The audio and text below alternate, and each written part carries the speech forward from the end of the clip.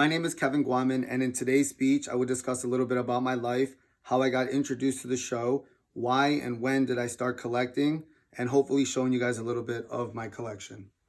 So, first I would like to share how I came across Dragon Ball Z, the animated show.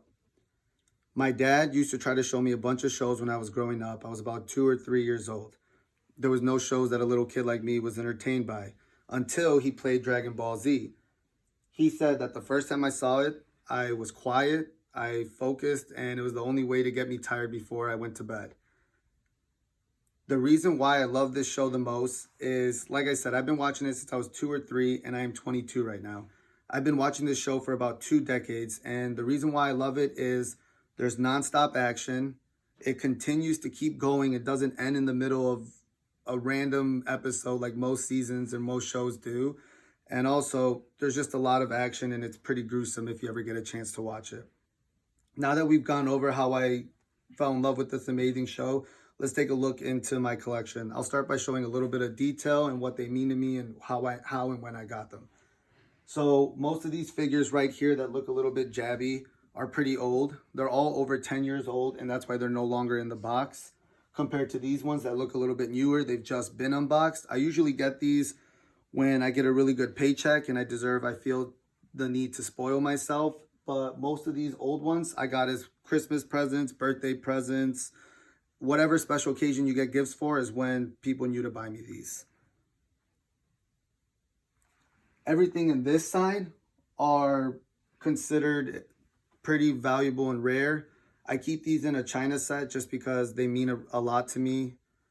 These are probably worth more than anything I have, more than my car, any type of payments I owe to people. These are just figures that are really hard to come by and get, and they make me feel like I'm a hard worker in a way. I go and I look and I hunt the web. We go to conventions, me and my roommates, we dress up, we do the whole shebang.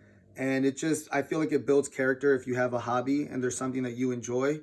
I feel like you should go on and do whatever makes you feel happy. So with that being said, sorry, my notes are on my phone. With that being said, I want to show you the first one I got and why I continue to collect them. So the first one I got are between these two. I got it when I was 5 years old, and like I said, I'm 22, so I've been collecting for about 17, 18 years. And it started off with figures that can barely move but nothing but their arms. And the reason why I'm so fond of collecting is from how far they've came now to figures that have 36 movable joints, extra add-ons. It just makes it crazy, and I wish that when I was a little kid they had figures like this. On top of that, I also want to tell you guys a little bit about myself since this is a personal narrative. I'm 22 years old. I live in Iowa City. I was born and raised in Chicago. I have a dog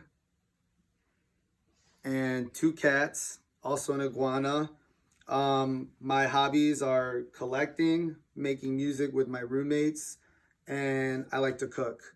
So with all that, you know a little bit about me, you know about my collection, why I started collecting. You know that the show came out in 1984. It's called Dragon Ball Z. It's a Japanese anime, and there's millions of other shows that you could relate to that'll make you happy like this show made me happy.